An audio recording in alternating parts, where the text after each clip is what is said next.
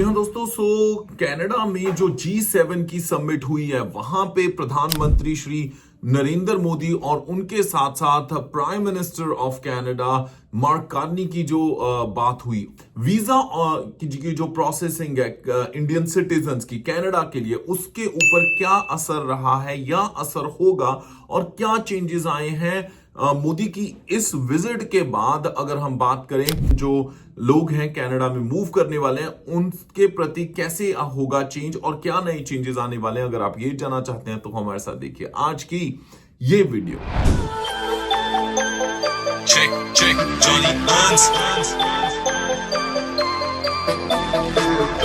जी हाँ दोस्तों, नमस्कार, आदाब, सत श्री अकाल एंड वार्म वेलकम। आज की इस वीडियो में बहुत ही इंटरेस्टिंग चीज हुई है हाल ही में इस एक वीक के अंदर अंदर, क्योंकि G7 समिट जो है वो कनाडा में अगर देखा जाए अल्बर्टा में हुई थी।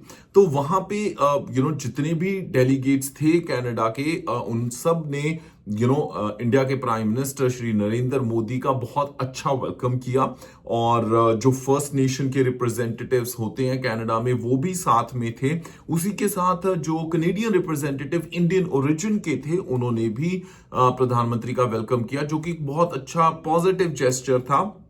उसके साथ साथ अगर जो न्यूज आई हैं उनके अकॉर्डिंगली बहुत अच्छा वेलकम किया प्राइम मिनिस्टर जो कनाडा के हैं मार्क कार्नी। उन्होंने ये भी साथ में बोला कि कितना इंपॉर्टेंट है इंडिया का रोल पूरी दुनिया में, चाहे वो सबसे बड़ी डेमोक्रेसी है, उसके साथ साथ अगर देखा जाए तो ह्यूमन रिसोर्स जो ह्यूमन कैपिटल है इंडिया की बहुत उसका वजन है, बहुत उसकी वैल्यू है इस वक्त पूरी दुनिया में। उसके साथ साथ वर्ल्ड पीस में भी बहुत बड़ा रोल है, तो उस चीज को उन्होंने हाईलाइट किया। दूसरी तरफ उन्होंने ये भी कहा है कि इंडिया और कनाडा के आपसी रिलेशंस बहुत मैटर करते हैं दोनों कंट्री के लिए। और दूसरी तरफ जब जैसे ही mike Indian prime minister Narendra Modi के पास गया तो उन्होंने भी इस चीज को हाईलाइट किया है कि बहुत सारी कनेडियन कंपनीज ने इंडिया में इन्वेस्ट कर रखा है।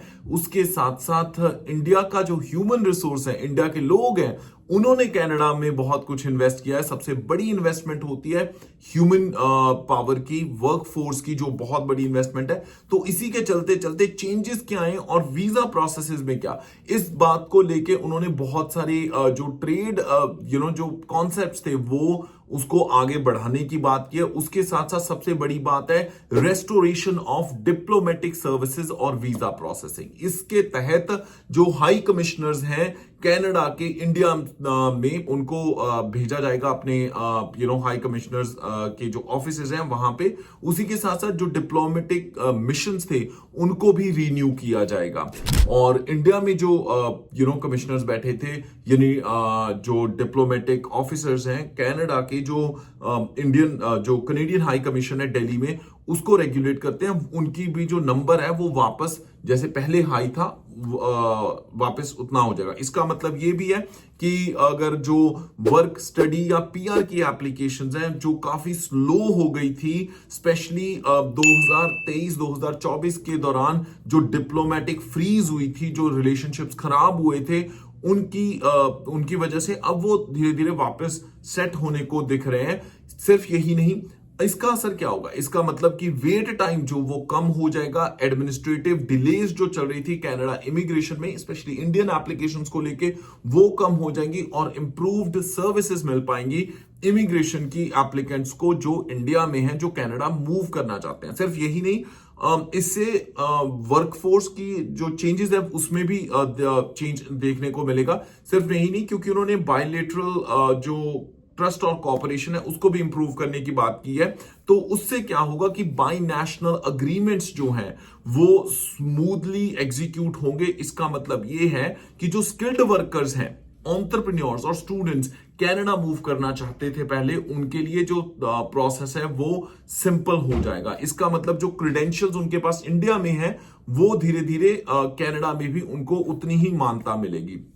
इससे ये भी हो सकता है कि आने वाले टाइम में जो बिजनेस वीजास हैं या फिर बिजनेस प्रोस्पेक्ट्स हैं वो इंडियन बिजनेसेस के लिए कनाडा में और बेहतर हो जाए, या फिर कनेडियन कंपनीज के लिए इंडिया में इन्वेस्ट करना, एग्जीक्यूट करना और बेहतर हो जाए। इससे हर एक पॉसिबिलिटी यही बनती है कि हाई पॉसिबिलिटीज है कि आने वाले टाइम में जो स्टूडेंट वीजा, वर्क वीजा और पीआर है उनको और स्मूथ और सिंपल कर दिया जाएगा। उसके साथ साथ अगर आपको लेटेस्ट अपडेट्स कनाडा इमिग्रेशन के बारे में या कनाडा आने का आपका सपना है तो वो आप पढ़ सकते हैं studyBuddyAbroad.com पे। जी हाँ, studyBuddyAbroad.com का जो लिंक है वो भी वीडियो के डिस्क्रिप्शन में दिया हुआ है। इसी के साथ हमारी टीम के बारे में अगर मैं बात करूं तो वो आपको सर्व कर सकते हैं इस वक्त होशियारपुर ऑफिस से, नॉर्थ बे ऑफिस ऑन्टेरियो से, मार्कहम से और मॉन्ट्रियल से। सबसे बड़ी बात, हमें ईमेल या फोन के थ्रू आप कभी भी कांटेक्ट कर सकते हैं। इसी के साथ मैं जॉनी हंस फिलहाल लेना इजाजत। हंसदे मुस्कुराते रहो जी,